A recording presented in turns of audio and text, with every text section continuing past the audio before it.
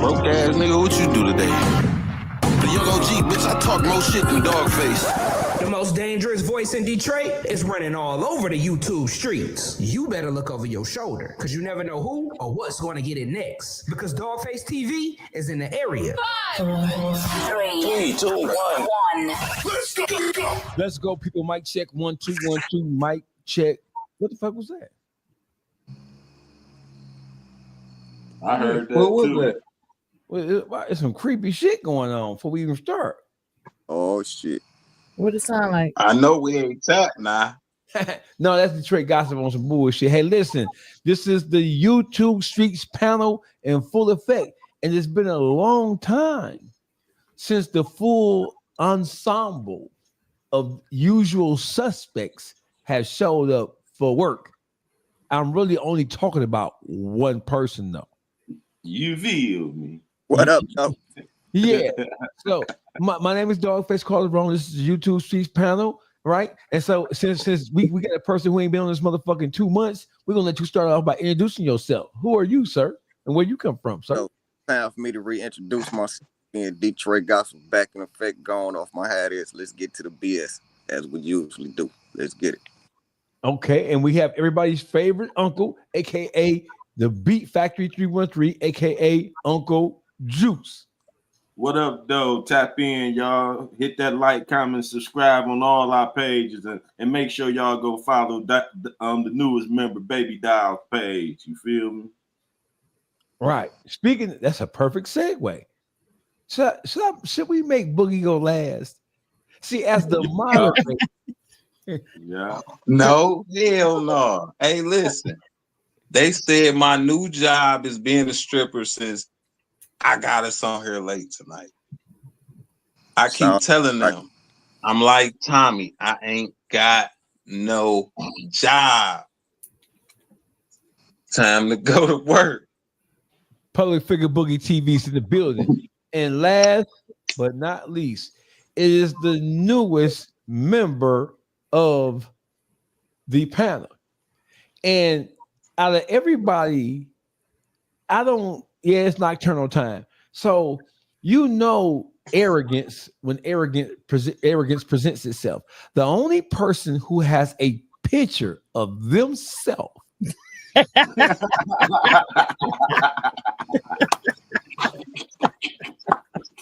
the only person who has a picture of themselves as their virtual background is Baby Dial So Raw. What's the word would you be? I had to put that up because my hair ain't done, so I have to let them know how I do look when I do have my hair done. It'll change that background. I wasn't gonna say nothing, dog face. I wasn't even gonna say nothing. This shit. Psychoanalyzing this shit. Hey, listen, welcome to the y'all gonna see me.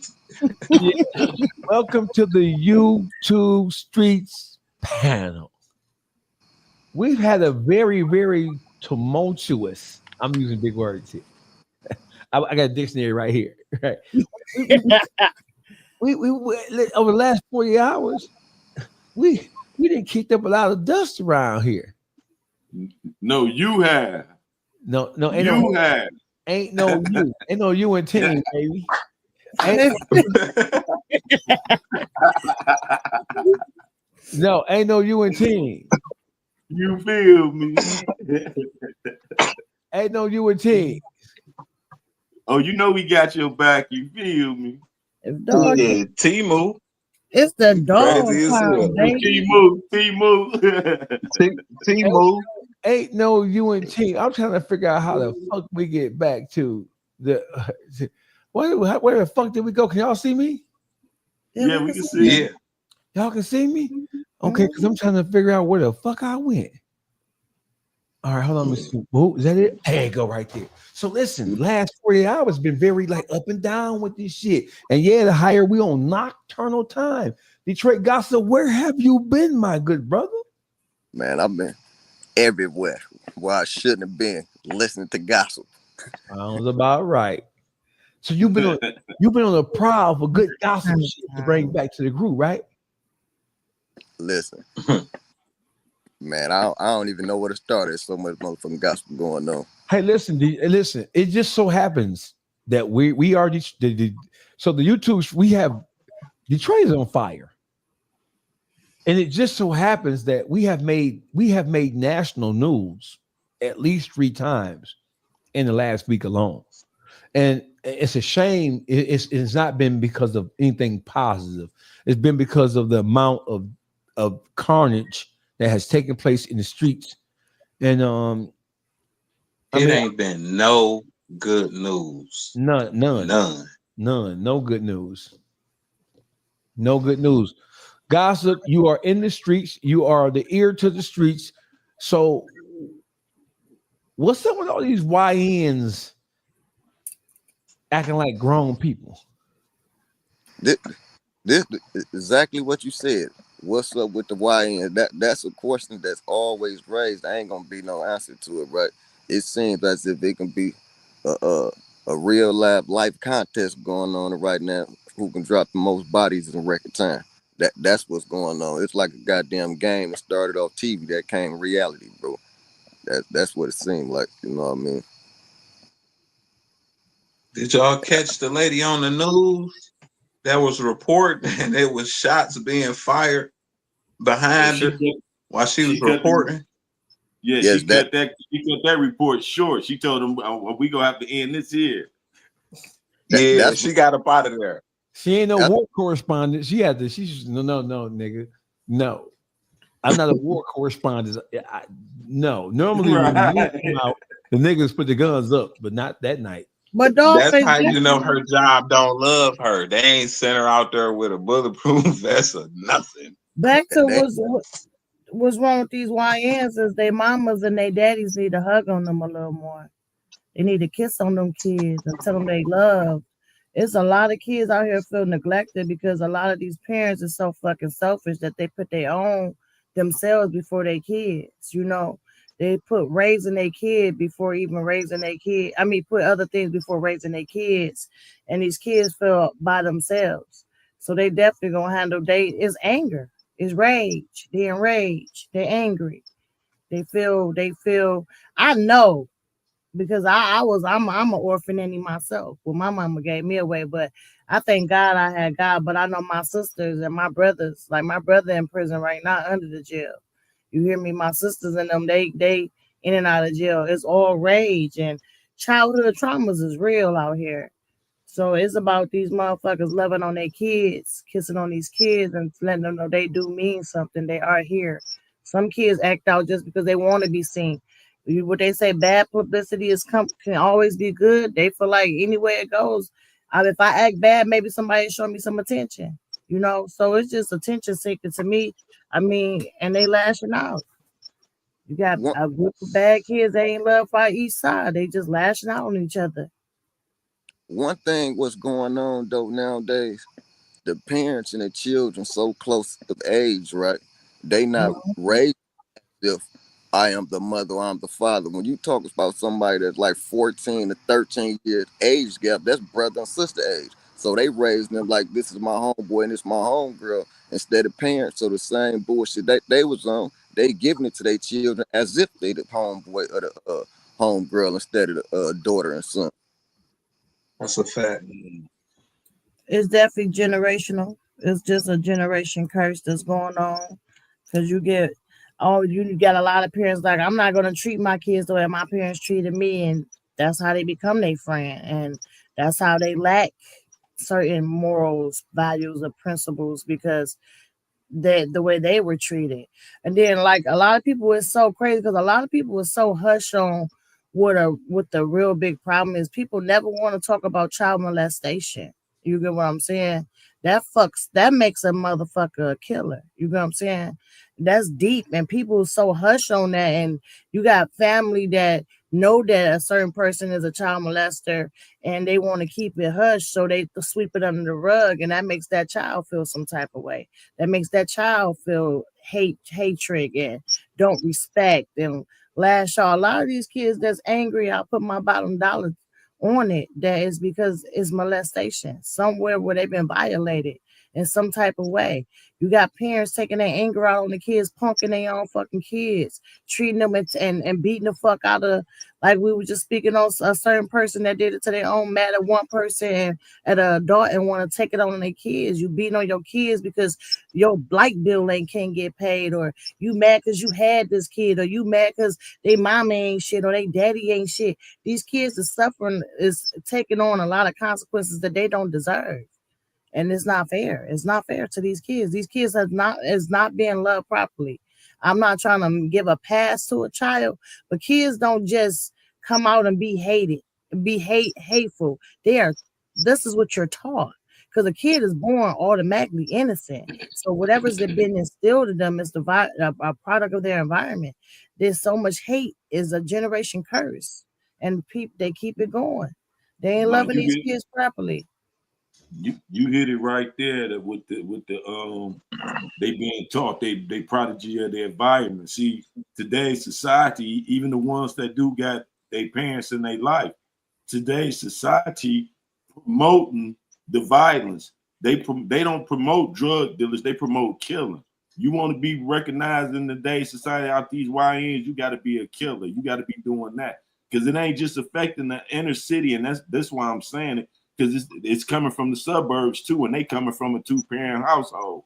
So it ain't just that they ain't getting no love. Some of these kids are getting the love they want. You got the kids from the suburbs shooting down to the ghetto, want to be part of the ghetto and do ghetto activities with their cousins and friends and shit. So, it's a new fad. They done made this violent shit a fad, man. That's how these guys getting the record deals and all that. If you want a record deal, what you got to be doing? You got to be living the life you talking about on your music, or you not go get that deal. You feel me? That's just the setup for that's what's happening in today's society. That wasn't going on in our generation, but each generation have a new outlook on life, on how they do things. You feel me? You tuned into the And that's Two Streets panel in full effect. You know what it is. Uncle Juice, Beat 313, Public Figure, Boogie TV, Baby Doll, So Raw, Detroit. Gossip is in the building. Boogie, you were saying? It's exactly what Uncle Juice said. It really started with this music nowadays. That's really the fuel that's pushing it along. Think how we think we gonna make it in life. Either hooping or rapping or playing football. We don't think about being no doctor, no lawyer, none of that. We think about playing ball or rapping. And when it comes to the rap, we already see what's being fed down the line.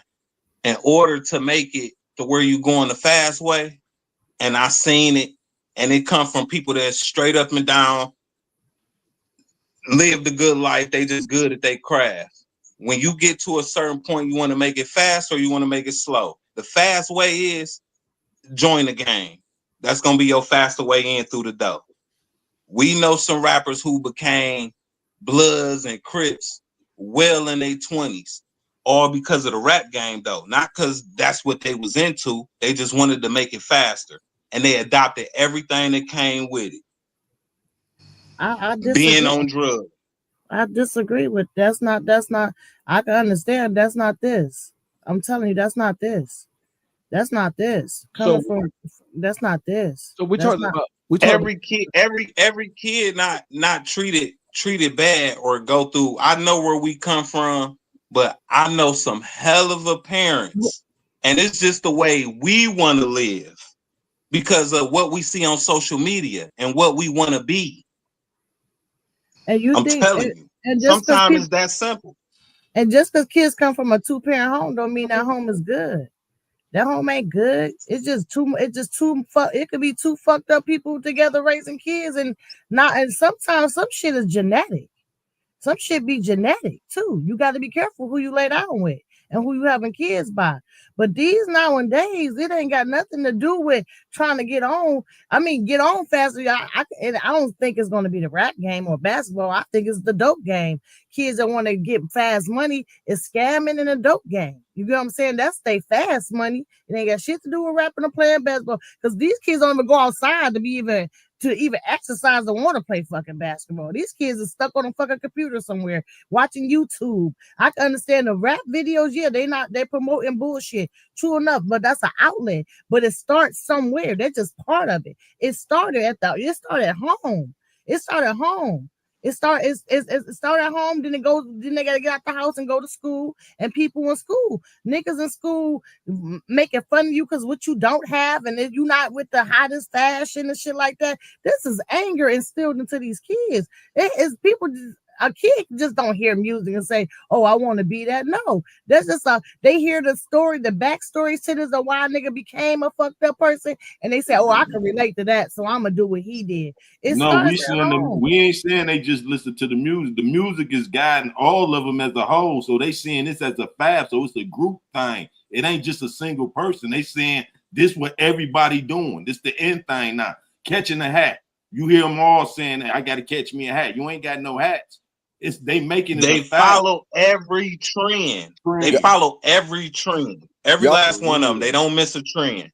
Listen, we sitting here talking. They don't miss a trend. We sitting here talking about kids, right? For the most part, these kids have no childhood. They don't even know what a kid is because you got to think the grandma's only 3 years old right now. Facts. So the grandma 33 years old with a daughter that's 17 and 15, and she having a child that age. So where did childhood even come in at? These guys catching bodies at 12 and 13 years old. They ain't been outside playing no kid. They ain't trading no video games, none of that stuff. They don't know what a kid is. So they skipped from point A and went all the way to Z. Angry. Ain't no childhood. These guys living their life as a grown men at 13 years old. So where these young mamas still want a club and have and be in the fucking streets and put grown people responsibilities on these kids. Okay, you got bitches having kids for their oldest kid to watch the kid for them to do nothing. So now they're mad. You just said something in reverse.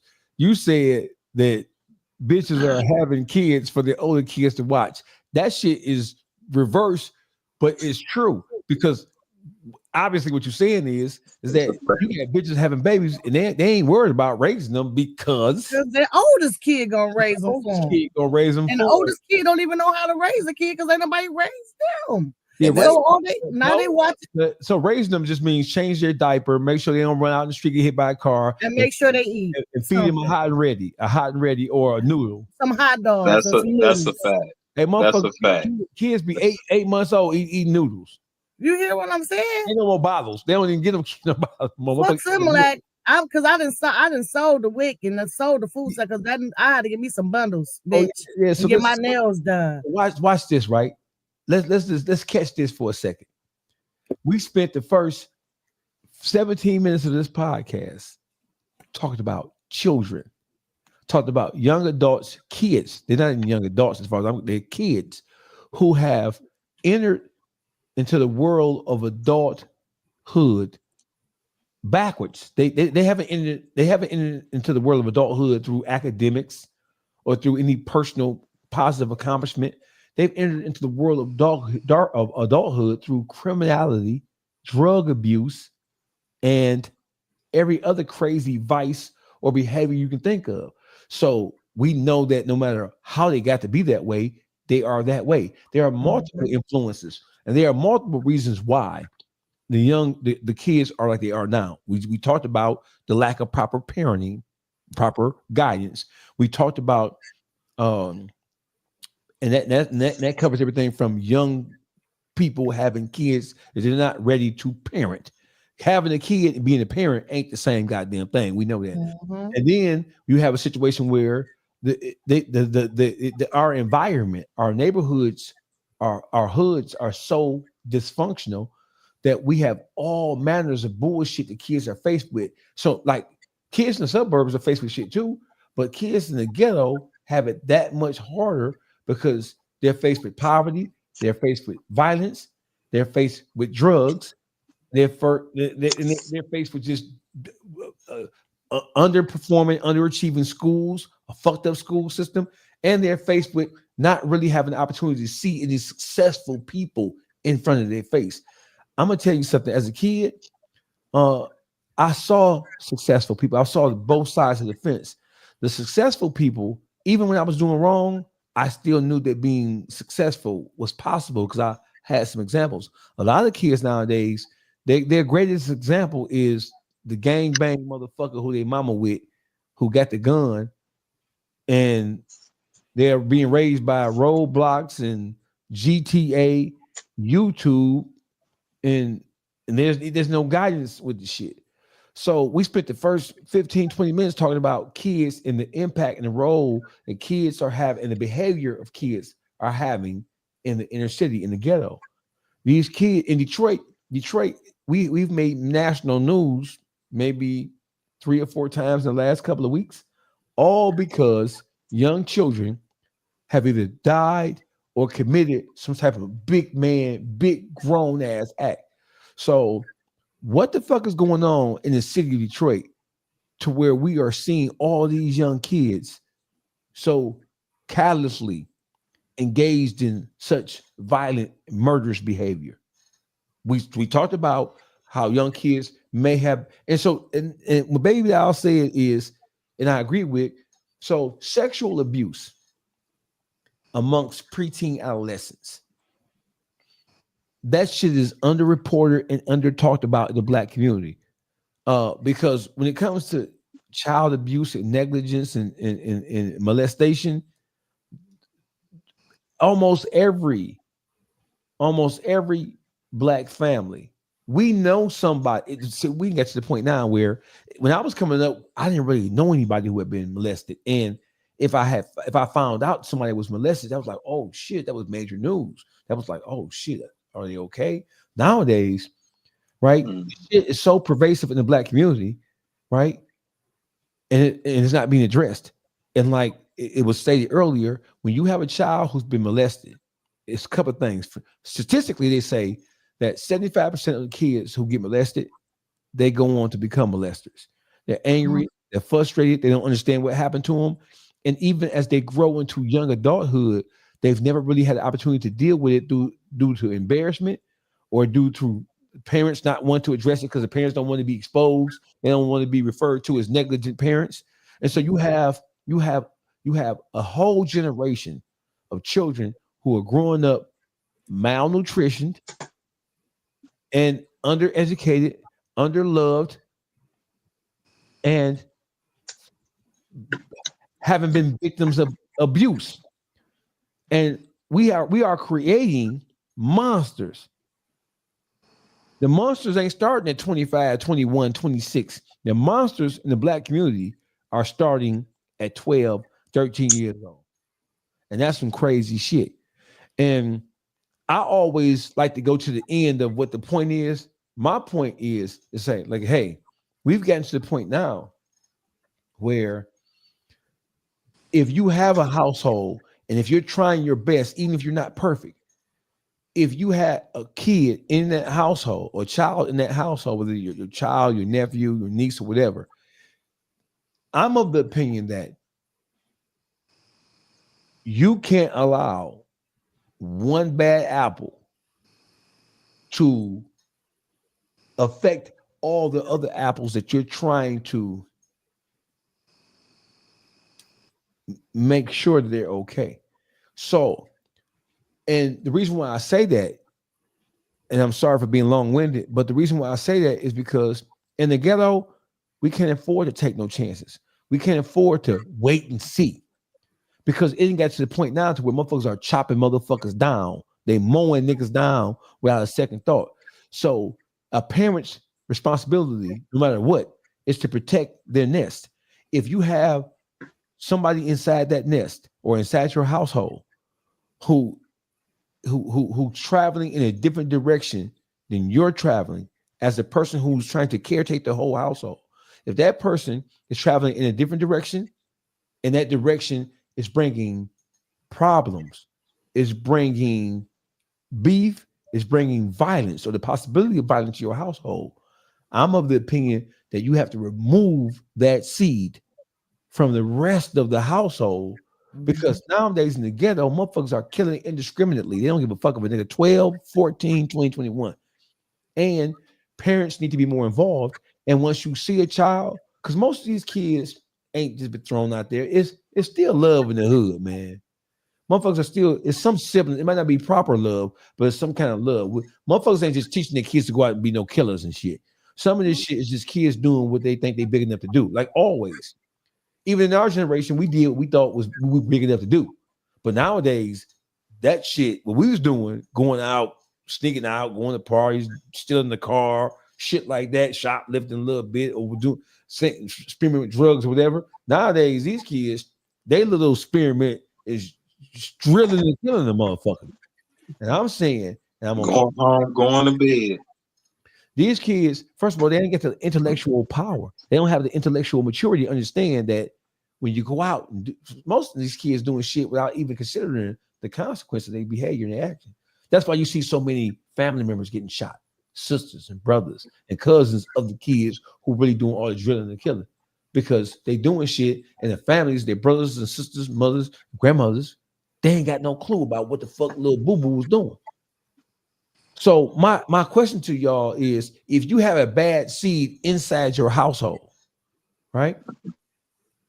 What do you do with the bad seed that is maybe, probably, possibly putting the household as a whole in danger? What do you do? Juice. You try every outlet you could try to help this child. If you tried everything, even Jesus, you let that motherfucker go. Period. I'm not saying it. I mean, you ain't really consider giving up on the child. It's just I gotta love you from a distance. Because everything that I done tried to help you, you ain't trying to take it in. So you just gotta let a motherfucker. Sometimes some kids just be too far gone to help. You just gotta let them do them. You gotta let them run their course. You gotta pray they don't make it. You gotta pray for your kid. Sometimes you just gotta leave their ass, let their ass go out there and pray for them. That's how I feel. My approach go be, because I was once that problem child, and I ain't gonna forget that. And first of all, I lied. God didn't give up on me. You feel me? He most merciful, most forgiving. So I feel, who am I as a human not to be most merciful and forgiving to the next human being? So especially the child that God blessed me to bring into this world. So if I birth these children, no matter what they go through in life, I'm gonna be there long as Allah give me breath to be there for them, and He give me the wisdom and the strength and the ability to assist them. I'm gonna try to assist them where I can assist them at. I'm not gonna never turn my back or turn my hand to assist them. Yeah, I know it get frustrating and some of them out of control and they don't want to listen, but I'm still gonna be right there. If they need me, I'm there for you, and we gonna try to work through that. You feel me? It sounds nice, Uncle Juice. That's a lot of patience, man. Kids that had your ass locked the fuck up, beating the fuck out there.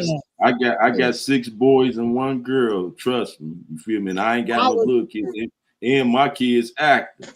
I ain't even go be fake. So what I'm saying, I ain't speaking from, I ain't experiencing it. I'm going through it as we speak, and I couldn't picture no matter what they went through, me not being there for them if they need me.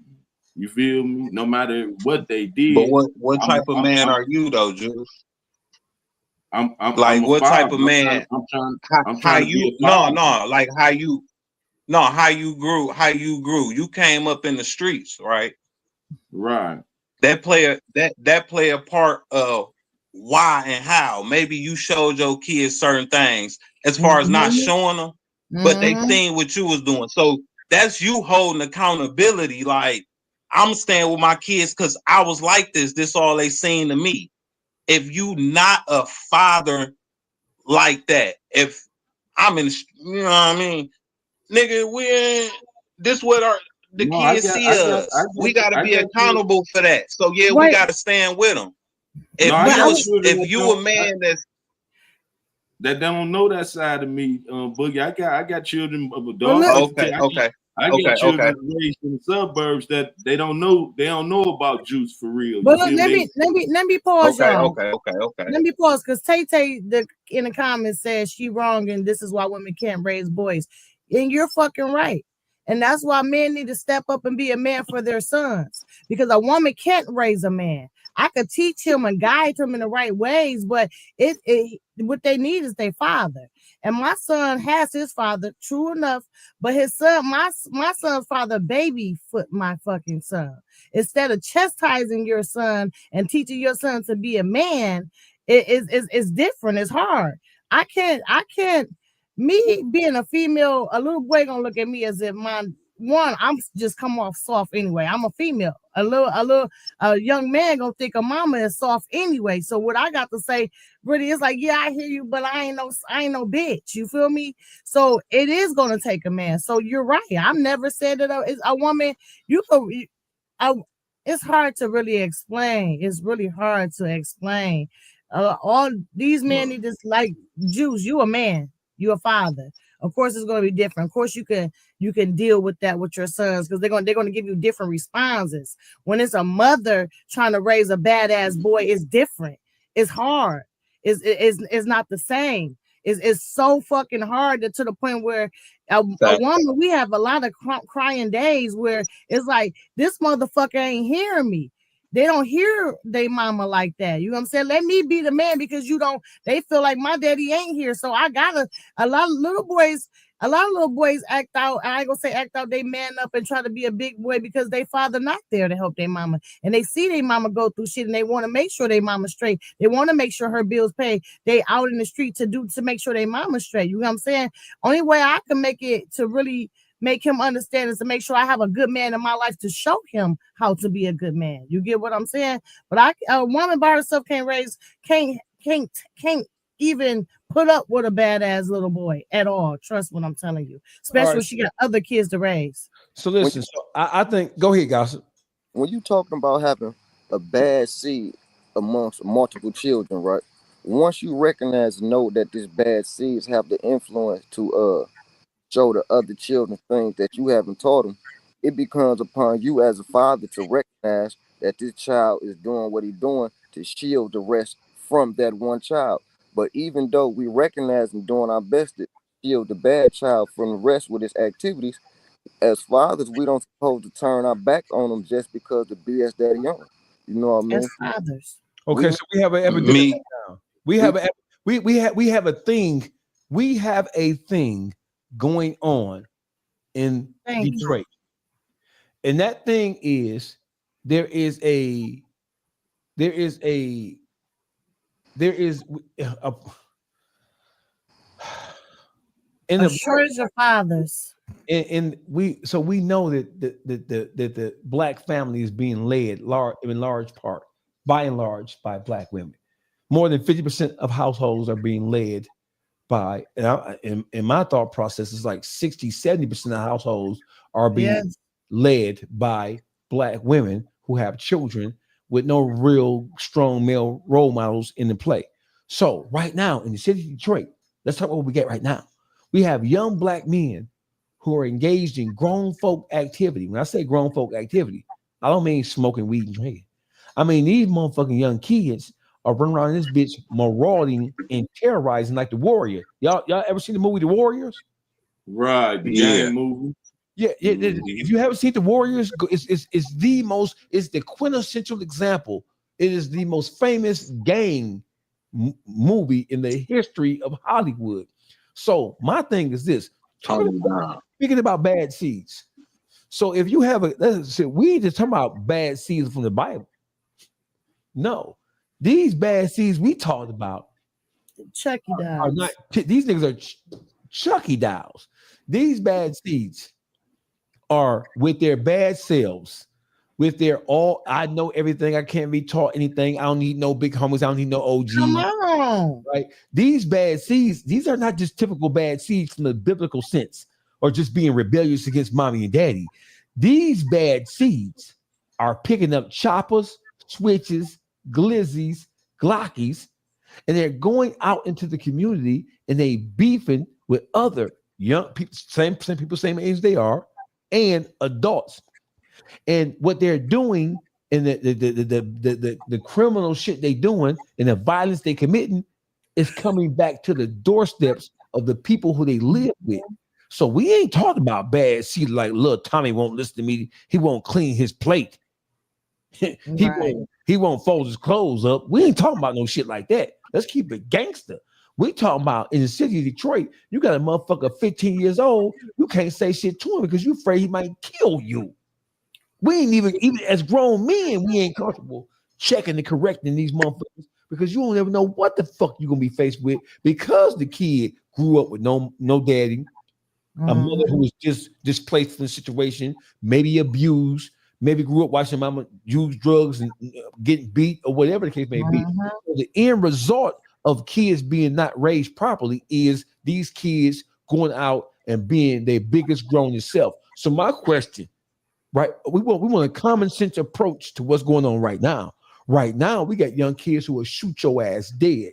So, and then the retaliation is coming back immediately. We can look at the east side of Detroit is hot as a. There have been more murders of kids under the age of 20 on the east side of Detroit in the last 4 or 5 months than some cities have seen in a year. So what do we do? When I say bad seed, I don't mean Tommy ain't won't do his homework. I ain't what the fuck I'm talking about. I mean, little Tommy got a switch. He's smoking weed. He playing GTA, and then he going out in the street trying to play real life GTA. And little Tommy's behavior is having an impact on the household that little Tommy is living in because the people who little Tommy is beefing with, they coming back. They don't give a they shooting indiscriminately. They don't give a fuck about who's there. So my thing is, what do you do? I'm the one who said, if you're not listening, you gotta get the fuck on. If he gotta go. If you're not listening, it's like, look, it's like as a man, and you know you raised your kids right. I'm not talking for the ones who show their kids this shit, because you got to be accountable and hold that, nigga, and make shit right. But if you've been a stand-up guy, going to work, taking care of your business, taking care of your kids, listen, hopefully you survive. You'll understand what I was trying to tell you later on in life, but you got to get the fuck on. You got a family to protect. I was trying to protect you. And the way for me to protect you is you got to listen to me. Yeah. And you ain't listening. And I run this shit with an iron fist. You got to go, my boy. And I love you. Ain't no love short. And I don't want nothing to happen to you. But I don't want nothing to happen to the family either. Yeah. Hey, Detroit gossip. Uncle Juice. Yeah, I'm here. Gossip said he getting his charger. Okay, so my question is, so when we say that, I'm saying that right now, based on the conditions that we see, that we are experiencing, that we are observing going on in the ghetto, we talking about Detroit proper, and I'm seeing kids who, for whatever, I don't give a fuck if you were abused. I don't give a fuck if you didn't go to school. I don't give a fuck about none of that. If I know that I tried my honest best, raise and guide you, and if you are because sometimes it ain't be about what ain't happening in the household. Sometimes kids look up to and they aspire to be the shit they see outside their door. You could be in the work. You can go to work every day, and your wife can go to work every day. Baby mama can go to work every day. The grandmama who raising some of these kids can go to work every day, and kids can see that. But these kids are still more, they're drawn into the music, they're drawn into the gangs, they're drawn into the drugs that they see. So sometimes the outside factors can be a greater influence than what's going on in the house, even if the shit going on in the house is righteous and proper. Sometimes these kids just want to do what they want to do. So in the event that you know that you see what you're willing to tolerate is based on what you know that you did.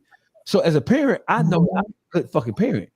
I know that I'm thoughtful. I'm a drill. Listen, they call me the drill sergeant. All my kids call me the drill sergeant. You know what I'm saying? Here we go. Here we go. You know why? Because I'm making sure that I try to impart, even as crazy as I am, I'm a talker. I'm gonna tell you everything that I think you need to know. And I'm going to explain to you in detail, how it could go. And then I'm doing all that so that maybe you can avoid some of the mistakes I made. But I'm also doing it because, like my mama told me, go to school, get good grades, and blah blah blah. But she also said, if you don't do it, I don't give a fuck if you don't do it because this is my house. I got my education. I'm telling you to do it. Not see some kids think that when parents tell them to go to school, get good grades, do well in your first or second job, most kids think that the parents tell them that for them. No, nigga. Mhm. Go to school, get good grades, is because you're gonna need that education to start your young life, and hopefully your young life will turn out successful. When I tell your ass to do something, I'm giving you my best advice I can give your motherfucking ass. If you take it or you don't take it, but one thing you ain't gonna do, you little bitch, is you not finna sit around this motherfucker gang banging, shoot. I'm talking to parents who know their kids out gang banging.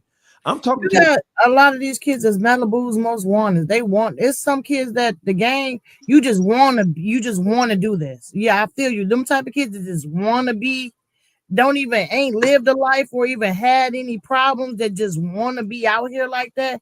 Hell yeah. It's yeah. Yeah. Yeah. you. Yeah. So my Let thing is their ass this. go. So my whole thing is, so listen, I don't give a fuck if you were the worst parent in the world or if you were motherfucking Leave It to Beaver, Wally Cleaver, and whatever the mama name is. June. June and Wally Cleaver. Wally and June Cleaver. I don't give a fuck if you were that, or if I don't give a fuck if you were Benzino and Carla. I don't give a fuck. If you are doing some shit that's gonna bring trouble back to my household, I don't give a fuck if I'm in my house smoking weed, eating pork chops, and playing spades all goddamn day. If that's what I'm doing, and I ain't out in the street killing and dealing and bringing no drama to my house, then goddamn it, you do better, right? But if you bringing drama back to this business and gonna lead to somebody dying, you got to get your bitch ass up out of here. Now, you said something that was very important. Do you give up on your child, or do you push them out there to let the wolves? Nah. If my children are not perfect, they make mistakes, and I always say that the kids nowadays, like a kid ain't even grown at 30. Some of these kids need guidance and need advice at 30. See, back in the day, motherfucker, we had to be grown at 10, 12, 13. We're the generation who had to raise their brothers and sisters. They didn't start with these young motherfuckers. This generation right here are the ones we had to raise, because our parents was out on drugs or just doing what the fuck they want to do, or just disconnected from at the household. So my thing is, I don't give a fuck what I'm doing in my shit. You're gonna do what I tell you to do in my shit, based on what I think is right and appropriate, and what I think is gonna be healthy for me and for everybody else who live here. If you decide that you want to go against that, in the world as it is right now, a parent or a guardian cannot afford to let a kid go out there and make mistake after mistake after mistake, because those mistakes, as we see, is causing death to be visited. And get to go. Taking somebody else's child. These kids coming out taking other kids' lives, and the kids' lives they taking is because they jealous of them, because they got something more better than them. That shit bullshit. But at the end of the day, my thing is, you can only try you can only do so much before you can, because at the end of the day, like I say, you got other kids. Say you got other kids and then you got this one bad seed, okay? The time you're putting in for this bad motherfucker is taken away from the time you can have with the other ones and try to raise them up right. So now these kids are feeling neglected because we putting our time into this bad motherfucker and we done tried everything, is when it's going in one ear and out the other. And when these kids nowadays, when they stuck on what they want to do, they're going to do that shit regardless. It ain't really too much a person can do. These kids out here fighting the senior citizens now. These kids out here fucked up. They at their worst, like, Lord, like back in the day, even the old people at least had a pass. The little kids had a pass. Not kids getting killed. You know what I'm saying? Old people getting killed. No fucking respect at all. Like, you're right. You're right. You're right. I got a question for you, Juice. I got a question for you. Go ahead. So so what we talked about right now is the end result of a kid maybe not being properly nurtured and guided. So when you have a child, when you have a young adult who probably has been through a lot of this shit, because a lot of us have. When you have a child who hasn't been properly guided, who hasn't been properly loved and nurtured and cared took, and that child is displaying all of these signs and they're displaying all the most negative part of what a kid is supposed to be, and that behavior is manifesting itself into problems that can be visited upon the household that may have an impact and effect on everybody else in the household. Is it ever a time? I ain't talk. Well, so I get your point, Juice. Hey, my kid getting some shit, right, wrong, or different. I'm riding with them. I'm gonna try to sort it out for them because I'm their daddy. You know what I'm saying? That's what we're supposed to do. Supposed to protect our seeds. But is there ever a moment in your mind where a kid is just like, listen, I love you, but I'm gonna have to remove you from this because the shit you're doing is going to cause a problem for everybody else in this household? Is it ever appropriate to separate the bad seed from the rest of the barrel? Oh yeah, most definitely. It is. You can separate, but that don't mean you give up. So I agree with that. You can separate them from the situation. You feel, remove them from that situation and still be there for them to try to help them get themselves together. You feel me?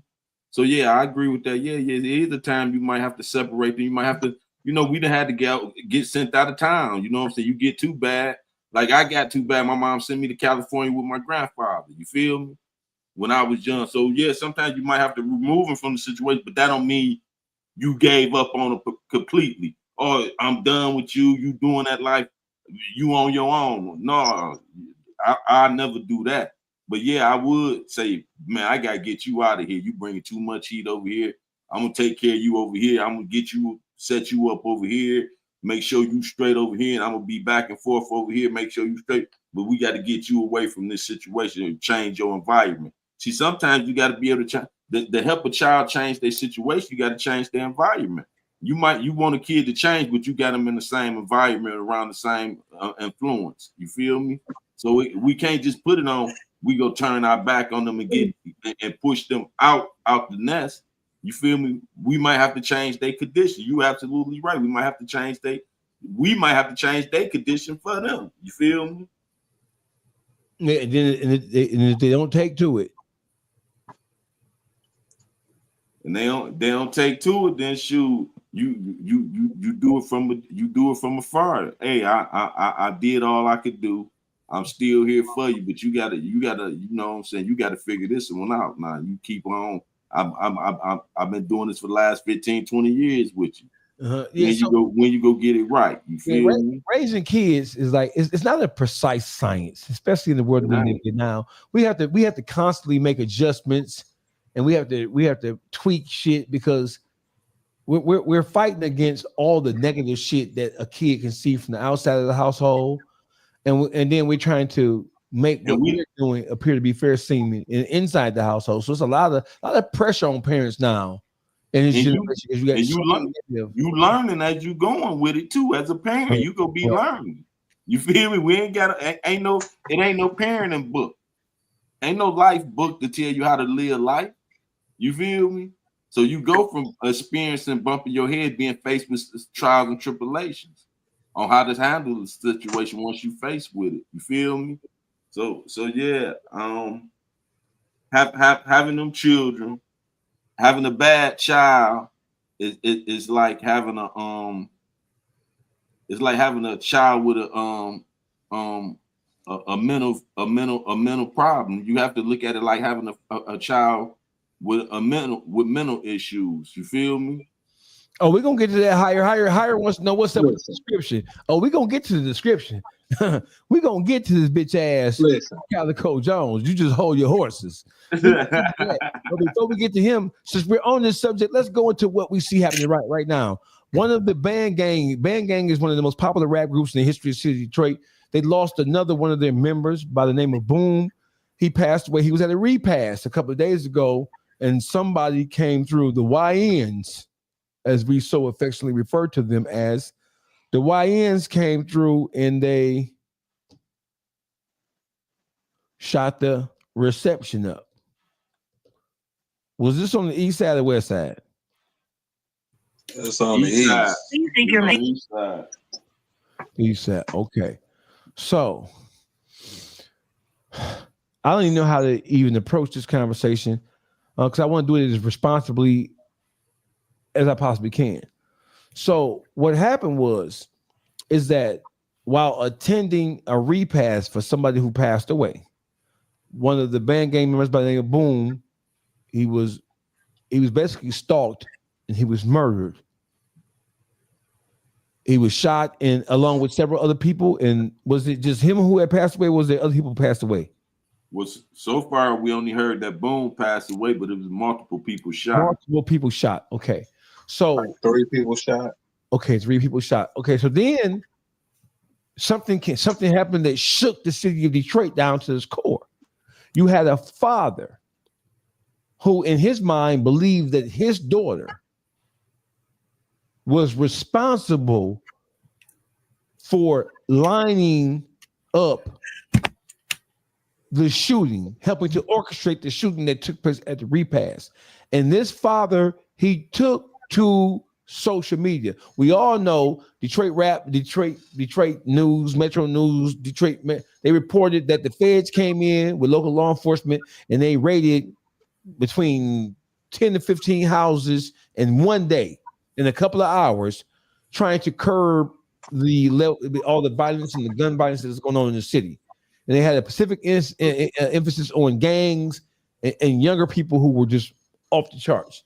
So what happened is this gentleman, right? One of the first raids that happened was at this gentleman's house. So he posted on his social media, and this is what he had to say. He says, while y'all killing people, I was at work. Next day, me and my son were in the first 48 room. This is what he said. He went on to say, so now this gentleman, his name is Kevin Putnam. He has deactivated his page because of the blowback that he's received from outing his own daughter. He goes on to say, Deep, Sees Love, Detroit Smiley, these are 2 young women. Where y'all at?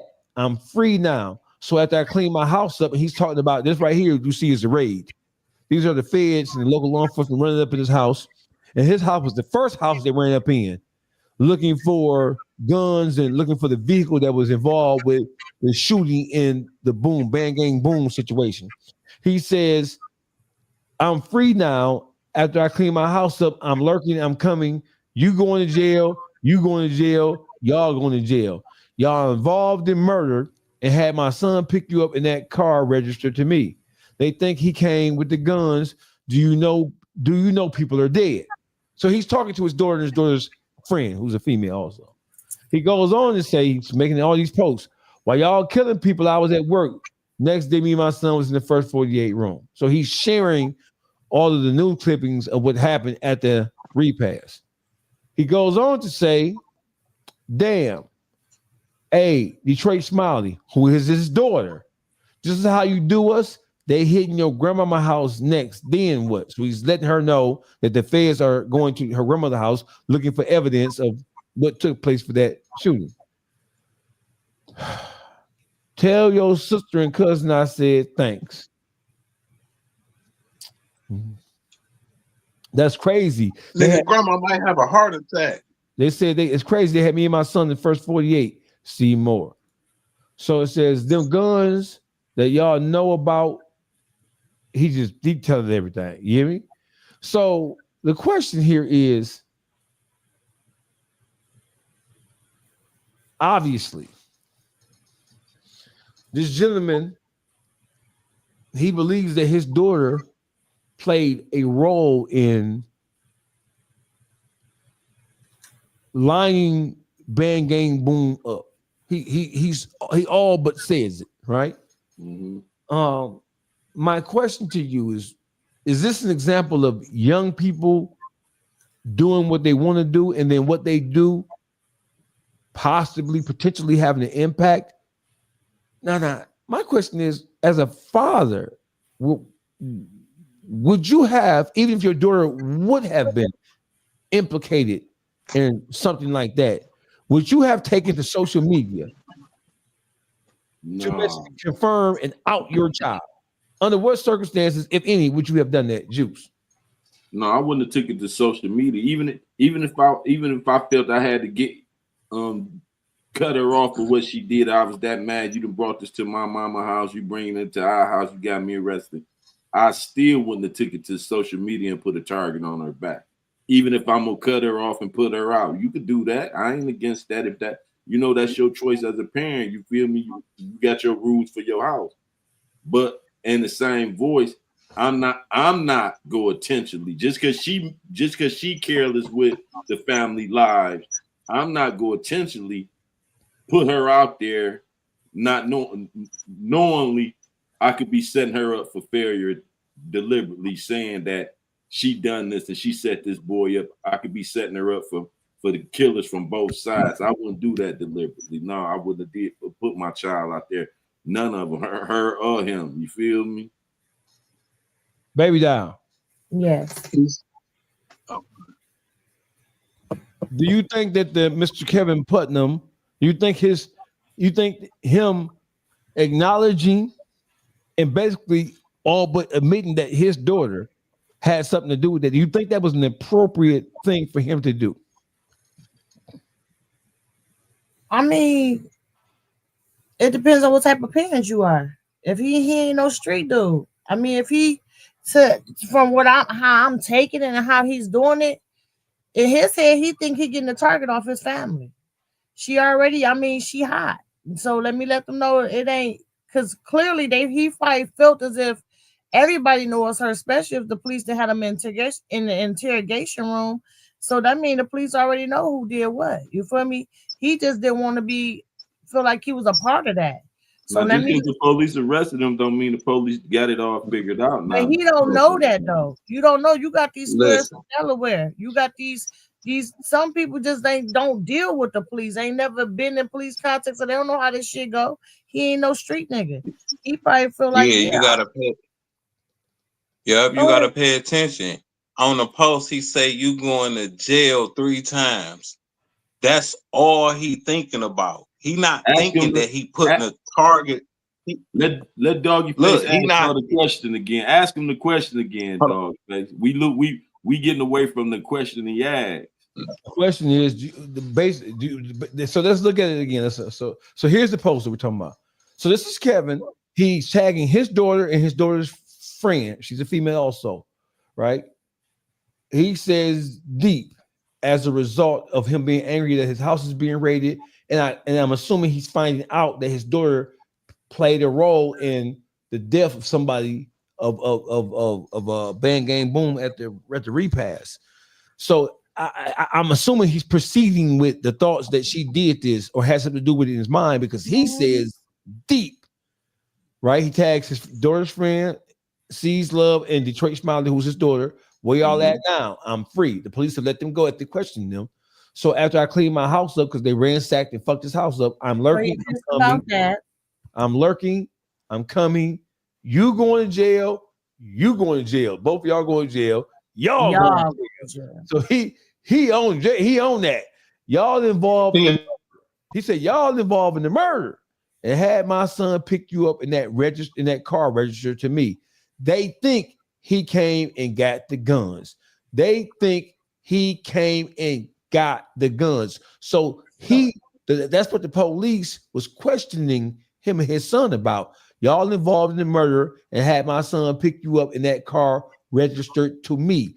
They think he came and got the guns after the murder, after the shootings. Do you know people are dead? This is him talking to his daughter and his daughter. So he gave a child to save a child. That's what the fuck he did.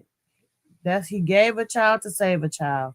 Because this is a 16-year-old boy, ain't had shit to do with you. You been on this shit. This what you been doing. This is what you know. I don't think he wrong. I don't think he wrong. Because they basically telling him that the son is gonna go down for her bullshit. They like not at all.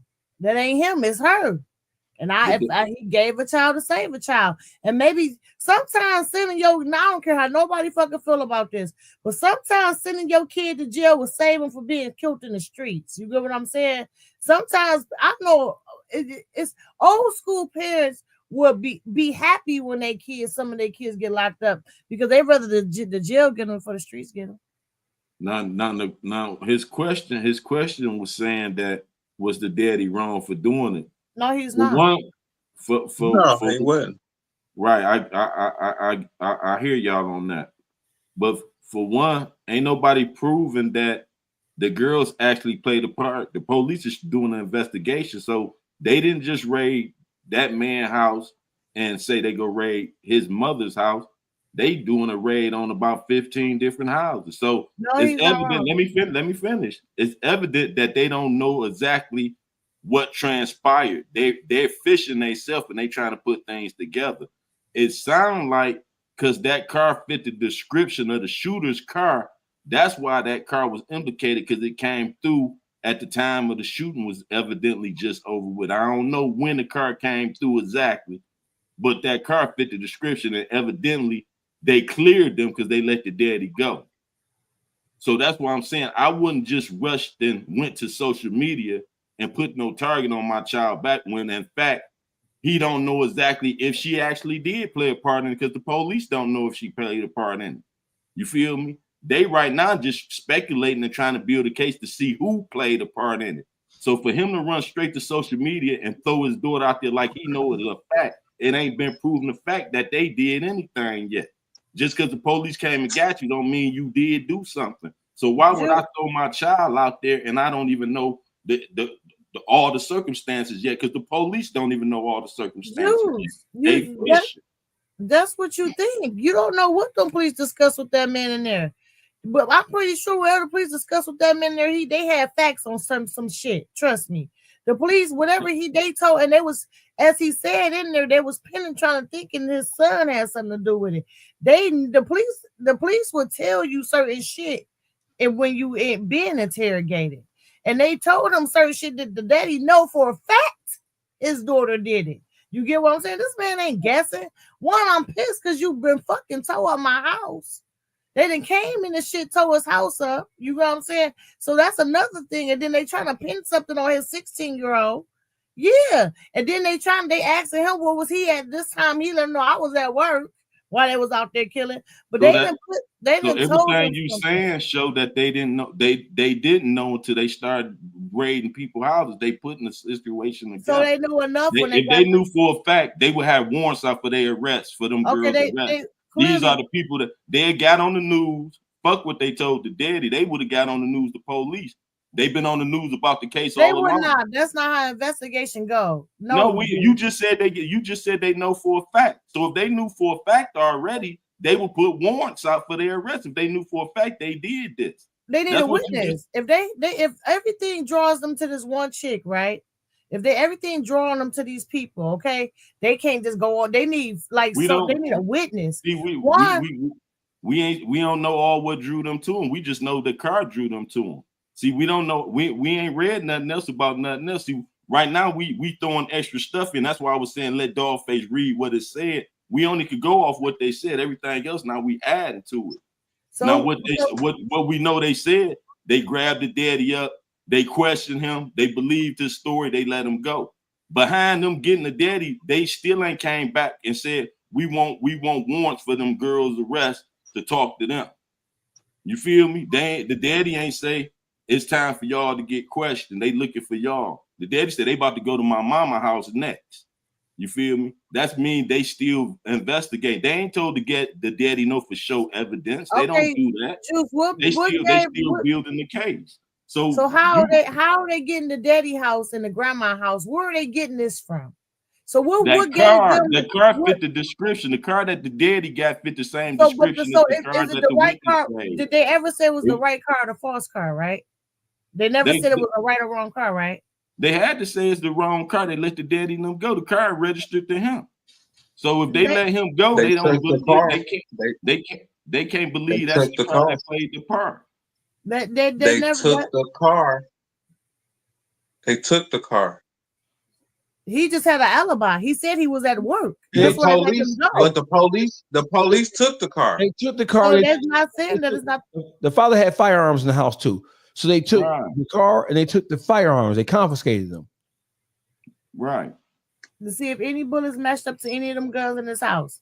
They took the car. That means they can't just take some shit that they have nothing to do with nothing. They could tell if someone was fired out the car. They could take the stuff for investigation. They could do all that, and then they give and it they back. only left the daddy out because he said that they only left and they said it was shell cases left in the car. So my thing is they took the daddy to get daddy go because he has an alibi. He said he was at work. He was at work. So of course they can't keep him if he had an alibi for the time of the murder. So I believe they going in the right direction. So clearly they didn't tell the daddy. Said they thought the son came and brought the gun. So with him saying they thought, that means the son didn't do it. Because he said they thought he did. That's why the police. That's why the police came. Was shell cases left in the car? They didn't say that. They didn't say none of that. They didn't say that. What that means is that they questioned the father in his adolescence. Was 16, still minor. They questioned the father, and they took them both into custody and questioned them about their whereabouts and what they knew about that crime that took place at that repast.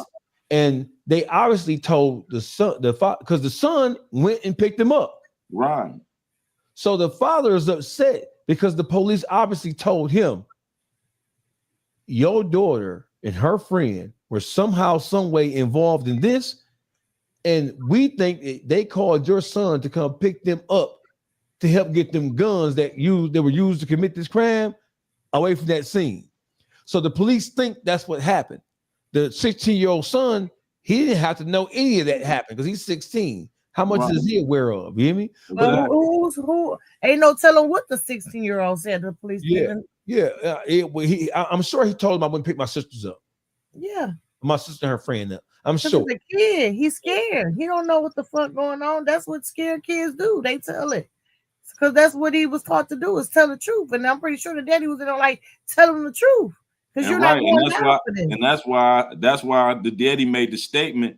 They thought he came to get y'all to get them guns away from there. So evidently the son must have said he didn't see no guns. Like the daddy probably said he wasn't there. The son must have said I didn't see no guns because he said they thought. He didn't say y'all had my son come pick y'all up with them guns. He seen to y'all with them guns. He said the police thought he did that. Okay, that's why they came and got him. Also, so everything the father is saying is matter of fact. Everything the father is saying, he's angry and he's frustrated and he's disappointed. You can hear it, you can see it in his typing, right? So the father mad as a motherfucker because he believes with his heart and mind that his daughter put his son, who's 16, in a situation to get locked up as an accessory after the fact, and put his son in jeopardy of being retaliated against because she involved them in something even unbeknownst to them. So that father's mad. And I think, I'm not saying it's right, I think he took to social media, not for the police. I think that he took to social media to proclaim his lack of knowledge and his son's lack of involvement so that the people who feel like gonna retaliate will miss them. But we also know this too, Dogface. We've both been through a lot of interrogations ourselves on serious shit. The police not telling you what's really going on when they interrogating you. When they fishing, they gonna tell you a bunch of bullshit to make you think it's worse than it is, make you think they got this information, make you think they know this. So them having their daddy in there, they didn't give him no real information. They was trying to pick his brain. They don't get you there to give you their information. They get you there to see what they could get out of you. I get you, but here's what I'm saying. The father's response all throw his daughter under the bus. And I don't think he's throwing his daughter. Listen, that father went. No, I agree with you when you say he trying to let the streets know, them street niggas know that we ain't got nothing to do with it. I agree with you with that. But listen, so we know for a fact that he's trying to send a message to the streets. What my son. So leave my son alone. Because if motherfuckers believe that his son was an accessory after the fact, they're gonna blow his motherfucking news to the left. That's one. Right. Number two, that father went in that motherfucking interrogation room. I would love to see that footage. He went in that bitch and told everything he knew about his daughter. Now, whether it was enough to get her arrested, don't know. But he was forthcoming and honest with whatever. You could tell that. Yeah. And I think another reason he went to social media, because she ain't answering her phone. She probably wasn't answering. You feel me? So he went and put it on social media. Hey, y'all going to jail. Y'all going to jail since y'all don't want to answer this phone. You feel me? I'm gonna read this social media. I'm gonna tell you something, right? So I can understand that he not. I ain't no gangster. I ain't with no gangster shit. You little bitch. You didn't put us in a very fucked up situation with your fast little bitch ass. And bitch, since you did that, and you without no regard or concern for your family, your brother, then bitch, fuck you. That's a father who made a choice. And that's a father who's frustrated and made a choice. Fuck you. He drew his line in the sand. But what if it come out that they really didn't do that? Because the girl steady saying she didn't do that. The one girl that got wrong. Shot, that's how I see it. The one girl who got shot said that they seen them down at the hospital too.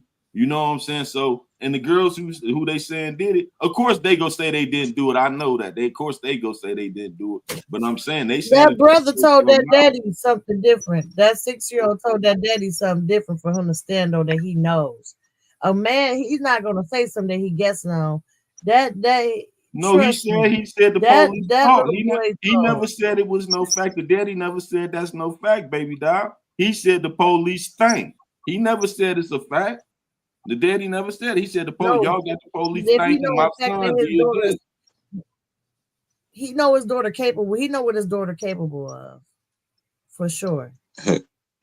Hey, the son probably did pick up some guns and didn't know it. The guns was on right. He might didn't know on the little rats. But I'm saying and he didn't know it. And that's why I'm saying the son had to tell the police. So watch this. We taking our clues from what the father said. This is the father posting that news clip from Metro Detroit News. He said, "While y'all killing people, I was at work.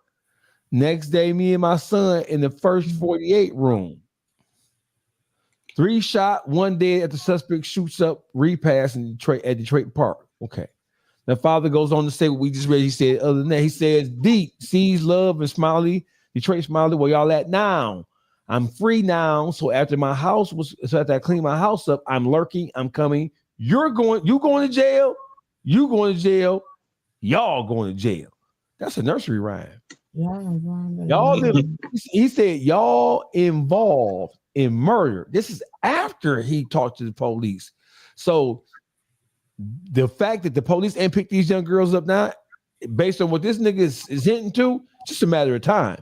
And y'all involved in murder and had my son pick you up in a car that's registered to me. Y'all involved in murder. You going to jail, you going to jail. Y'all, this father went in there and told everything. This nigga went in there and told everything. Is he an old man? Don't know. His page is deactivated. No. His page is deactivated. I have no clue. He said, tell your sister and cousin I said thanks. Almighty Linwood Zeke. So he's tell your sister and cousin thanks. So these girls are probably cousins. He says, type shit y'all be on. Thanks, Sees Love. Thanks, Detroit Smiley. My house is fucked up because of y'all. Jail awaits you. This nigga went in there providing all manners of information. He ain't hold nothing back. He ain't keep no secrets. He ain't keep no secrets. This nigga said, "Hey, whatever she did in the 3rd grade, he told it." This nigga said, "Them guns that y'all know about, and y'all," I can't see it. He said, them guns that y'all know about. That's an affirmative statement. Mm-hmm. This nigga went into that interrogation room and he did the gunner. Now it sounds like the police might have been the ones that had him take his page down. Did y'all read Smiley status though that she made?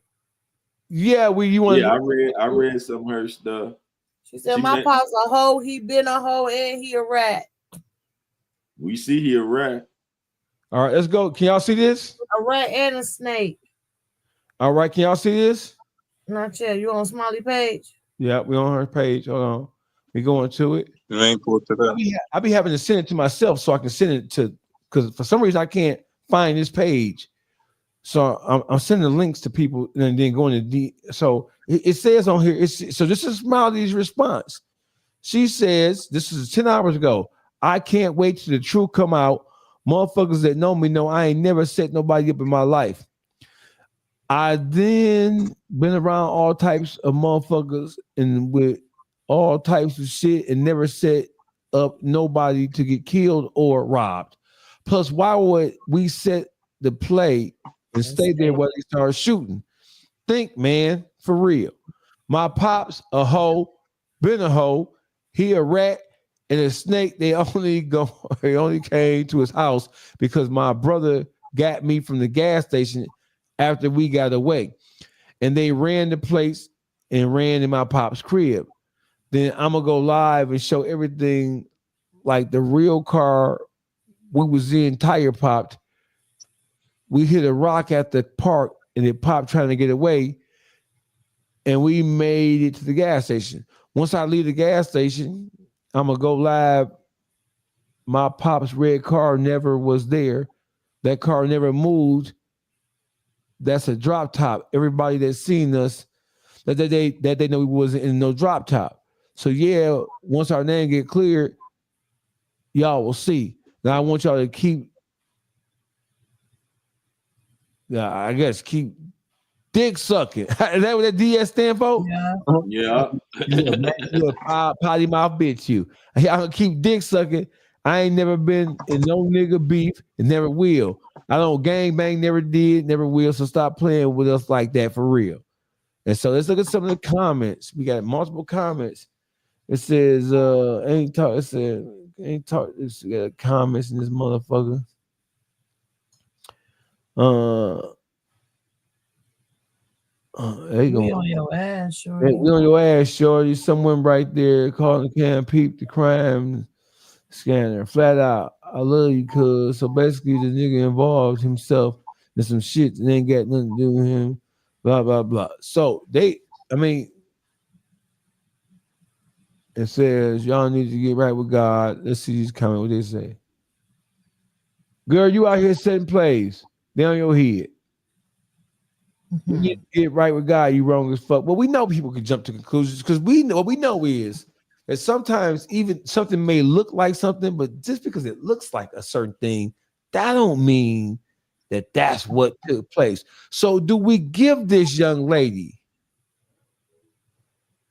it's a rat and a snake is deep. Rat and that's deep. Call your father a rat and a snake. That's deep. Is that deep, Juice? Hell yeah. If he living like that, this what you make your child feel about you. You feel me? Man, just 6 years ago, she posted how much she loved that man. Get the fuck out of here. Everybody's speaking out of anger. She lying.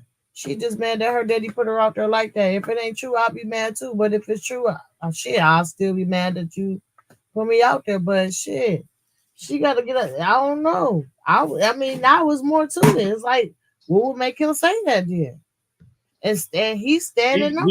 See, the daddy speaking on what the police said to him, and that's why I keep saying we know the police get you in there. They try to scare your parents. They go tell your parents all type of stuff, and they know this, they know that, and all that, and don't be knowing nothing. They steady trying to build the case. You feel me? Because they say they know this, don't mean they know it. They fishing. Because like I said again, if they knew it, they would have been slapping cuffs on them. They have been looking for them body warrants. We looking for her right now. They start putting them on this. We looking for them all on the news when they want to put them bracelets on you for something like that. That they trying to solve this shit. They trying to get to the bottom of this shit. It's a war going on. So they want to get as many motherfuckers they can put them bracelets on off the street. So when they find out, if they knew for a fact them broads had something to do with, trust me, they'll be locking shit up.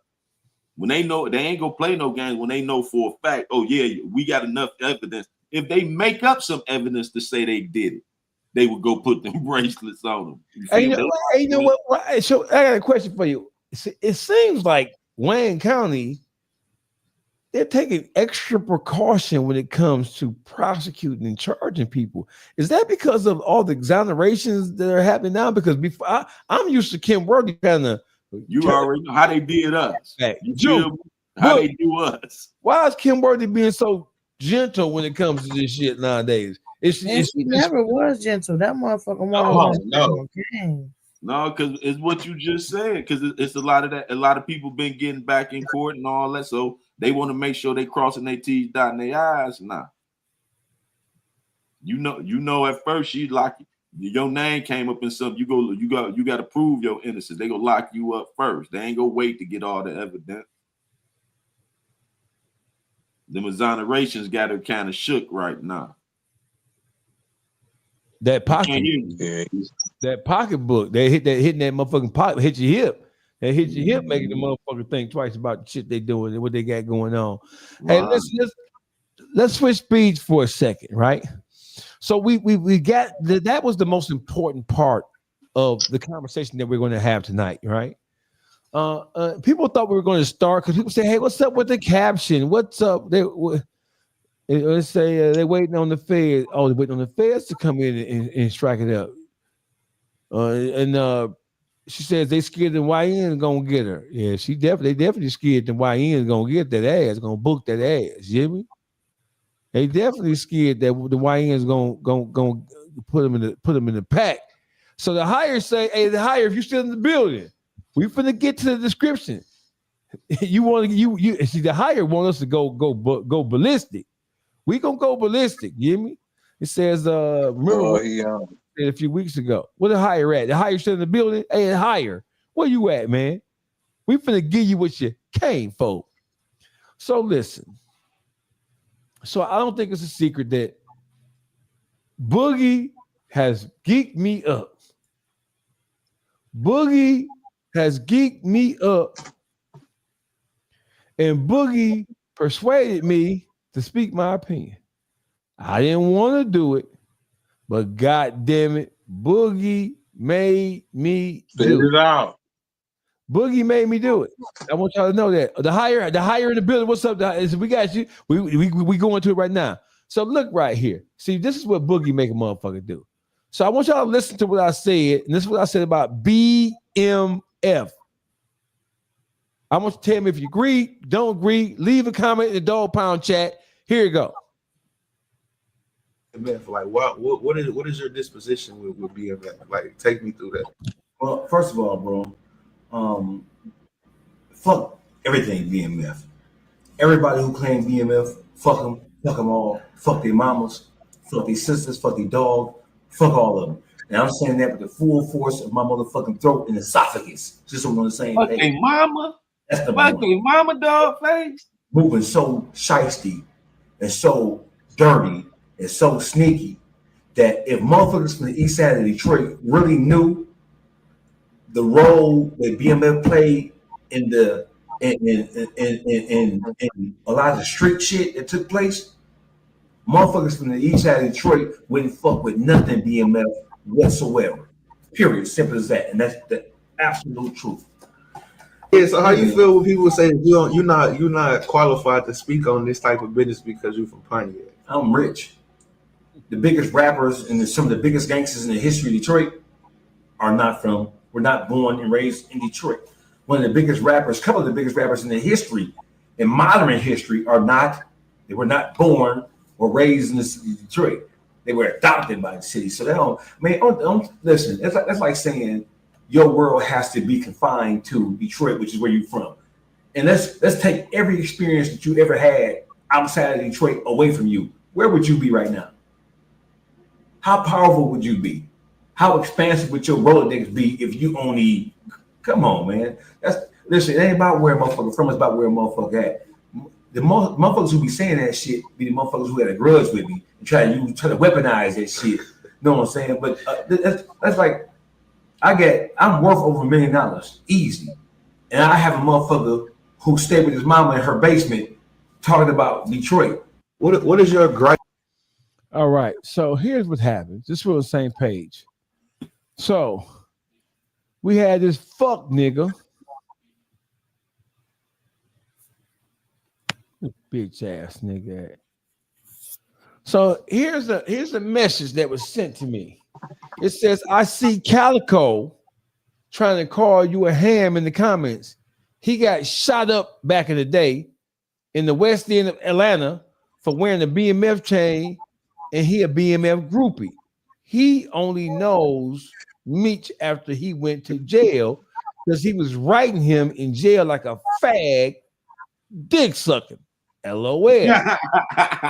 I can't believe this clown ass commented anything.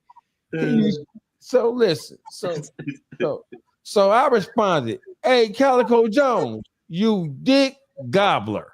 People found that funny. I sure did. You think the streets forget about how you became BMF? Bitch, nigga. Through pen pal. You ain't a part of the mob in real life, cock blowing ass nigga, fanned out groupie ass nigga. I'm finna call 100 fam, aka Ray, and get the hood facts report on your tomboy ass. That's what I said. So I said that.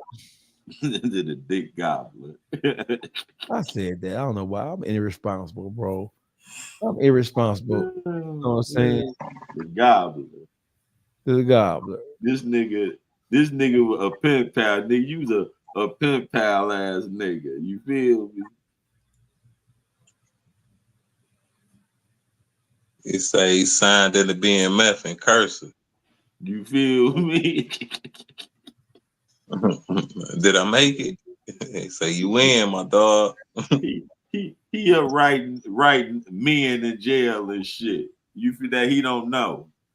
Fuck wrong with you? Yeah, I don't give a fuck about no nigga I don't know. Writing him in jail. Right, you writing men in jail. You don't even know. Hey, that's suspicious. That's diabolical. Suspicious. Ain't that diabolical? A man on the streets writing men in jail. He don't know. Right. Oh, but listen. So I posed the question, right? Blue Da Vinci, BMF official, loving my hating. Blue Da Vinci responded to this post. He said, "Dogface, hell, fuck no, he ain't from no damn BMF, and no, I didn't know him before we fell. That nigga is post BMF, post BMF, post indictment." All right, YouTube Street say Blue Da Vinci. There you have it, Calico Jones, you bitch made whole tight nigga.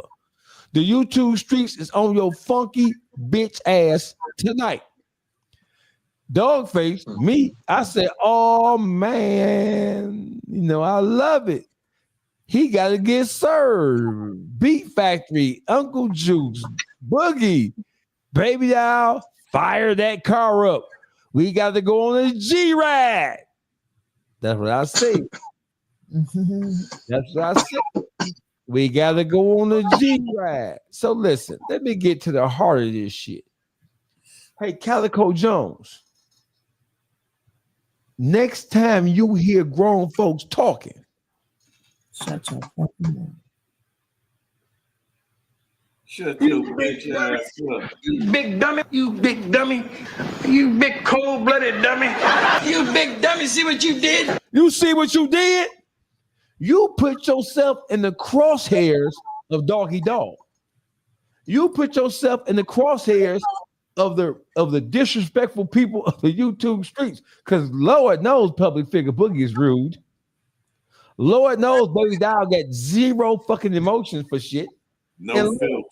And Lord knows Uncle Juice don't like you no motherfucking way. With your bitch ass. Hey, Calico Jones. I got some theme music for you. I'm finna.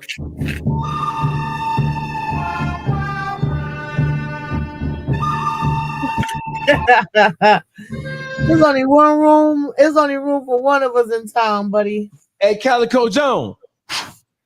It's only room for one of us in town, you bitch ass nigga. And guess who ain't leaving? You bitch made hold tight nigga. Let's get to what you did. You wasn't a part of the BMF prior to them indictments. You wasn't a part of the mob, Calico Jones, bitch nigga. I don't even know that nigga Dogface. You a motherfucking lie, bitch nigga. I met you because listen, when you first started to claim BMF, you wasn't even around Blue Da Vinci. The mob had already been indicted. On the first wave. Blue Da Vinci put you in the scope. He put you down. He blessed your bitch ass in. Have you forgot we met in Memphis, Tennessee? Have you forgot that I was the motherfucker who showed you came to at 300 on Beale in Maine when I was doing the Mob Life music tour before you even took your bitch ass to Atlanta? You forgot that? Because that Swiss gang shit you was popping, that shit come out of Tennessee, not Atlanta. You was hollering Swiss gang because niggas that checked your bitch ass about hollering BMF and you wasn't BMF official. See, that's a little known fact to niggas. Mm-hmm. That's a little known fact. You bitch ass nigga. How dare you fix your little puny booger nose ass fingers to type lame? Dollface, he just needed you to put some publicity on his name. He just wanted you to do this. He wanted some type of clout. Since BMF ain't showing him no attention, so he like, okay, let me get on Dogface wagon. When he on the wagon, we just want to let him know he was a bitch. Hey, listen. Hey, what's the name? I see him threw me off with this. Hey, Calico Jones. I don't know what the fuck you was thinking. I don't know. What it was is you got caught up in the group thing. You got caught up in the comments, and you thought that because people were saying shit about me that I was gonna be affected, you could sneak that jab in. You bitch ass nigga. You thought you was gonna be. You thought I watch everything, nigga. I'm like Trump, nigga. I'm like Santa Claus. I keep a list of niggas who been naughty and niggas who been nice. The naughty side of things, Calico Jones. First of all, let's just open the conversation up to the reality of what's going on here. How did you become BMF? You bitch nigga. You became BMF because you was dick sucking, cock gobbling, ball hugging, and fanned out. You bitch ass nigga. Did somebody rob him for his chain and realize it was fake? Yes. You were so fanned out and groupie out that you run around with a motherfucking fake chain on. You got robbed and shot for nothing. And a green ass neck with eczema bumps on your shit, bitch. You call a nigga lame, but ain't you the same nigga who got your ass flamed up? You got robbed. Fake jury. Was a fake jury. You almost lost your life for what? Hey, Calico. You ain't even the real Calico, bitch ass nigga. I'm double upset at you. Because when I say Calico, niggas think I'm talking about Blackface son, the real Calico. Right. Mr. Niggas stealing niggas' names. That ain't even your name, you bitch ass nigga. You ain't I don't even like calling you Calico. I'm finna change your name, bitch ass nigga. Like I call Whack 100 Wackisha. It's time for me to anoint you. It's time for me to anoint you, anoint you. I'm just gonna call you bitch ass nigga. Hey, bitch, a old ass, joint gang ass, late in life ass nigga. You a late life hoe. Hey, Calico, how dare you? Bitch ass nigga. What nigga in a right mind? We talked about what you are a walking example that common sense ain't common. You were so enamored. You were so groupie and fanned out at what you saw going on with BMF that after they got indicted, you supposed to be a hustler, supposed to be a street nigga. What hustler and street nigga in the history of the ghetto see some niggas get indicted and then decide that they want to be the niggas who got indicted? If you're already in the street moving and shaking and the fans already on the move, why the fuck would you want to call yourself and be representing some shit that you know is already hot and on fire? That don't make no sense whatsoever, motherfucking ever. Talk to me, Caliho. That bitch couldn't get a part of BMF when they was free and shit. Listen, you like Tammy Conway, nigga. You was Pimp Pal and Big Meech. That nigga don't even have a character on the TV show BMF. Shut the fuck up, nigga. You couldn't even get a character on there, nigga. Baby doll, name me a nigga. Name me a nigga that you know, and you from the trenches. Name me a nigga. If me and Juice get indicted right now, you gon' start claiming the name of us, and we just got indicted. That means if you in the street, the fans is thinking maybe we missed this nigga. Let's right. Maybe he was the rat. Maybe you never know what it was. Listen, because you know we said because we've been heavy on this motherfucking Big Meech, Tammy Conway. Hell no, he was trying to end up next to Meech, like right next to him. Why though? Why? Because listen, doing the investigation, he was. Look, you said he was a fan. You remember Eminem Stan? Mm-hmm. That's what he did. All the letters. You ain't write me back. All the calls. I don't know what the fuck he was doing, but I don't get no nigga trying to join something that just got indicted. That don't make no sense at all. He thought a plug was still around. Meech was gonna turn him on to a plug or something. Hell no, you trying to end up next to that nigga. By any means necessary.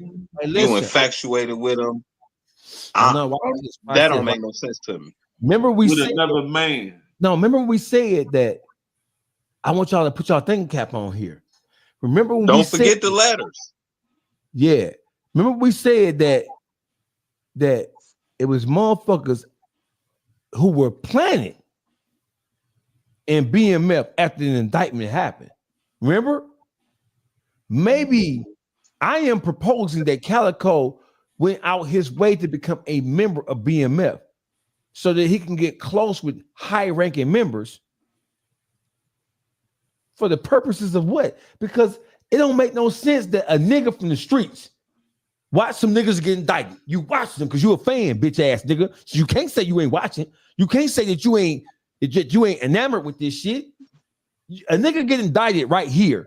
And then I have nothing to do with them, but I say I want to start claiming them, and they just got indicted. Make that make sense. That don't make no sense at all. So why was you in such a hurry? Why was you in such a rush? Why were you in such a frenzy to become a BMF? Nigga, BMF was going down, and you jumped right on it. Why? He liking that nigga. Nigga, you had a crush on Meech or something, nigga. You infatuated with another man and shit, nigga. I think, bro, that nigga first, then you got shot over a fake chain. You got music all on YouTube, ain't none of it good. I don't know what the fuck Blue Da Vinci was thinking when Blue Da Vinci signed you up. Picture that getting shot over, almost losing your life over some fake shit. Over a $20 necklace. And then when Big Meech and Blue Da Vinci fell out, guess who sad? This bitch ass nigga, Caliho. That's your name, nigga, Caliho. Mm-hmm. Not Calico. A Calico is a firearm, bitch. And you ain't seen no part of a firearm except the bad side of it. That's when you know a nigga lying, when they get the naming themselves after weapons and shit. Yeah, your name not Calico. You ain't no Calico firearm, bitch ass nigga. Mm-hmm. You a butter knife, nigga. Butter cutter. Say butter cutter. Your name is Butter Knife. Your name is Butter Knife Jones, bitch ass nigga. Butter Knife Jones. Your name Butter Knife. You was a weirdo. You was a whole weirdo, nigga.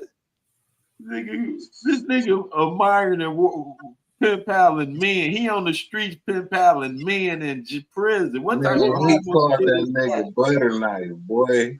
That nigga name is Butter Knife Jones. Hey, but you think I'm lying? We finna change your bitch ass name to Butter Knife Jones. Hold on. We finna change your bitch ass name to Butter Knife. Hold on. Man. Hold on. We're gonna change Can your you name. picture that Boogie writing men in prison? You on the street, you writing men you don't know in prison. That took the cake for me. I ain't really need to. I ain't need That's, to hear no more. hey, that's why it ain't really nothing I can say on that. Y'all see the ticker? Y'all see the ticker? Yeah, What they let's say? see. Crazy. On YouTube streets, Butter Knife Jones is indicted into the fuck nigga file. Hey, Butter Knife Jones.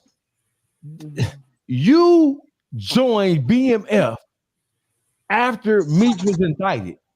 Why in the world would you join BMF or want to even join? Name me one real street nigga who said to himself, "Oh, I think it's a good idea for me to join and start claiming the name of some niggas who was just indicted day before yesterday." Name me a nigga who think that's a good idea. You big dummy. Hey, Butter Knife. You big dummy. I need you to come and talk to me. You big dummy. Cause I'm lost. I want you to help. I want you to help me. I want you to explain to me like I'm a fifth grader. You big dummy. Why in the fuck would you try to join a gang of niggas in a criminal organization that had just been indicted? Who you working for? You big dummy. You big dummy. You big dummy. You big dummy. You big dummy. See what you did? You see what you did, Butter Knife? So did that second wave of indictments come after he got down with them? Shit, he might been working with them people. Yeah, because who does that? And listen, bro. For everybody who's watching this, and we're not going to tarry on this long, like the Bible say.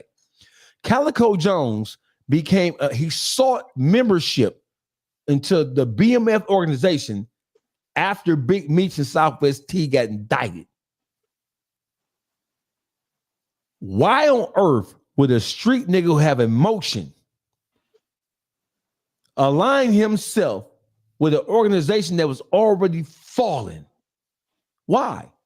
We've already proposed the fact that there were people who trying to get next to Big Meech, like Tammy Collins. So this nigga is a pen pal in the same way that Tammy Collins was a pen pal.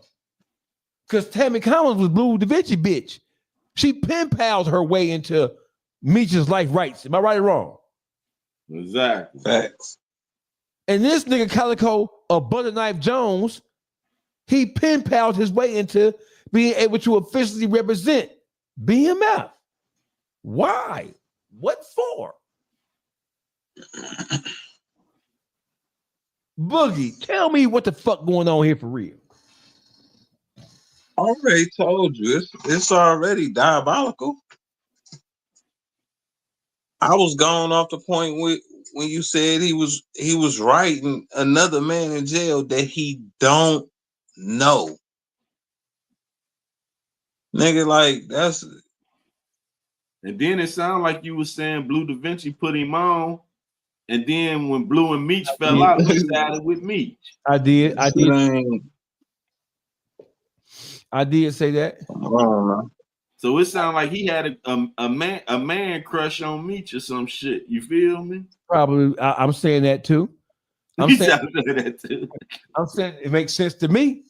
For real, because what other reason could it be? It makes sense to me, God damn it. It makes it because listen. Hey, the best friends get indicted. And then after the best friends, after the best friends get indicted, YBI get indicted. And after YBI get indicted, I come along and say, you know what? I'm already because he gonna claim to be a gangster. I'm already in the street, robbing, stealing, killing, selling dope, everything. I'm going to attach my name to a group of niggas who already under indictment. First, you gonna start writing them. You'll start writing them in jail first. Nigga, Nigga, I wish I would. Could you picture that? You writing some men in jail trying to get on a line from some niggas who just got indicted. You trying to get on a line. Bro, this nigga was writing the nigga in jail, trying to gain permission to be able to use their name without getting his ass roasted for it. He didn't give a fuck about the fact they were just indicted. And who knows how expansive that indictment could have been. He didn't give a fuck about being wired up and roped up into the shit. He was willing to put his life on the line just to be associated with some niggas who were already fallen. Why? He had a man crushed on them niggas from a distance. I think it's a little more sinister than that, Juice. Because come on, nigga, he trying to get close to niggas for what? Right. What's your reason to get you trying to get in close with some motherfuckers that ain't even on the street no more? They done been took out the game. You feel me? And you trying to utilize them to advance yourself in the game, or would you trying to advance get some more evidence for yours truly and shit? Boogie, under what circumstances, Boogie, does he watch a crew get indicted? The biggest crew in the history of Black America in modern history. And under what circumstances does the motherfucker watch niggas get indicted? And then decide they want to represent the crew that's under indictment. And who knows how many other indictments were going to come after that? Why would you put yourself in the crosshairs like that? What would be your point? What would be the advantage? See, we got to look at the advantage. What would he have to gain by doing that? A second indictment show came out after all that shit. Listen, you already grown. You ain't no kid. You're a grown ass man. You already scamming and doing all the shit you do. You already moving and shaking. He got robbed for a fake chain. It was a BMF chain? Yes. It said BMF chain.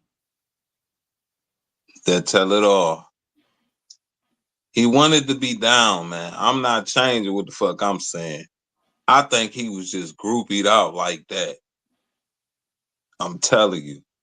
That's some weird shit. You was even willing to die for a fucking fake chain. To be like them niggas. Trying to act like them niggas. Cause listen, if you die, how the fuck you gonna tell on somebody?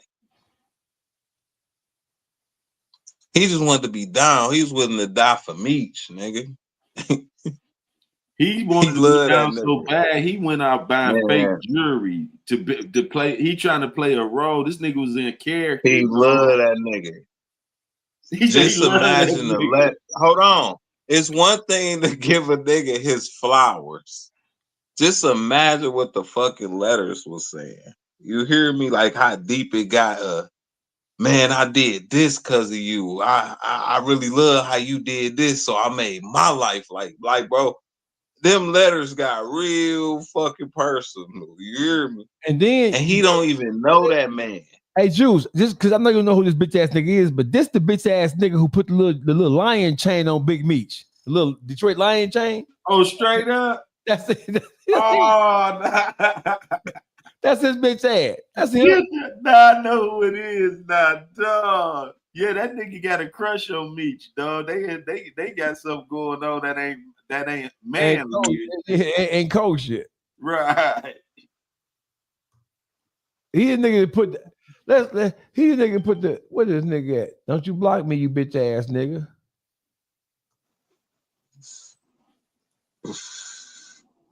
This the nigga that put the little bit chain around Big Meech's neck.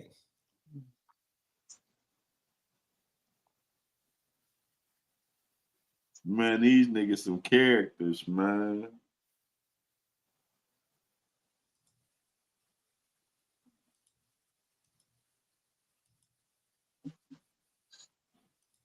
Here you go right here.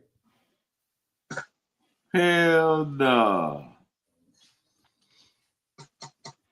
He want to be a part of this, man. He got a crush on this man.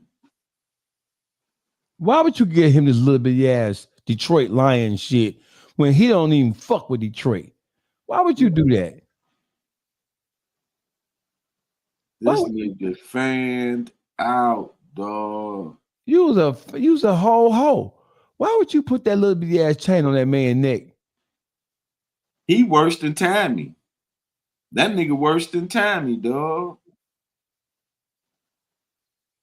This nigga's a whole hoe.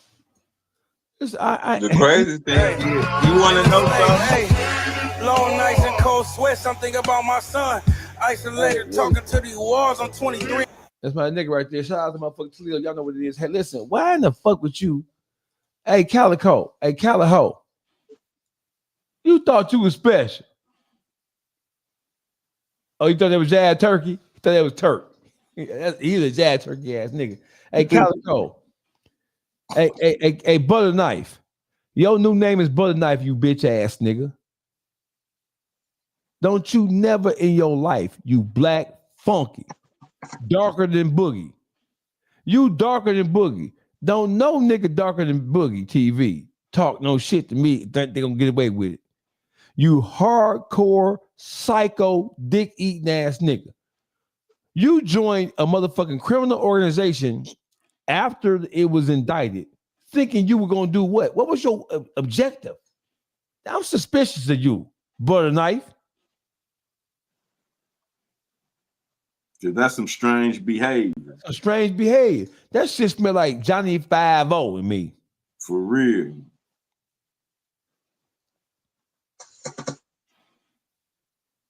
Hey, Calico, your new name is Butter Knife.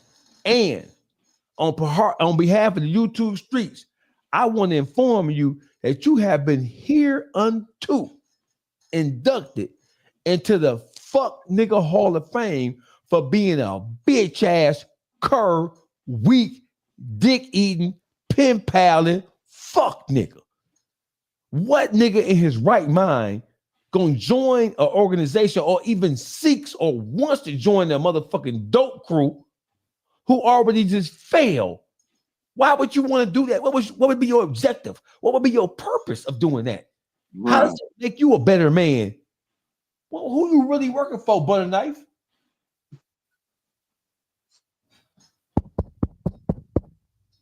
You should have just came and just joined my Bible study class early Monday mornings, Tuesday nights, Friday nights too. Cause I know y'all like to party, but yeah, Bible study. Hey, Caliho. Hey, Butter Knife. Somebody should have told your bitch ass. You should have said, you nigga, how you got shot over a fake chain. That make sense. Make that make sense. That don't make no more sense than it did for you to join BMF after they got indicted. But you a street nigga. Why would you want to put that heat on you? You cannot. Right. Man. Hey, You big dummy. You big dummy. You big dummy. You big cold-blooded dummy. You big dummy. See what you did? Oh, no, you big dummy.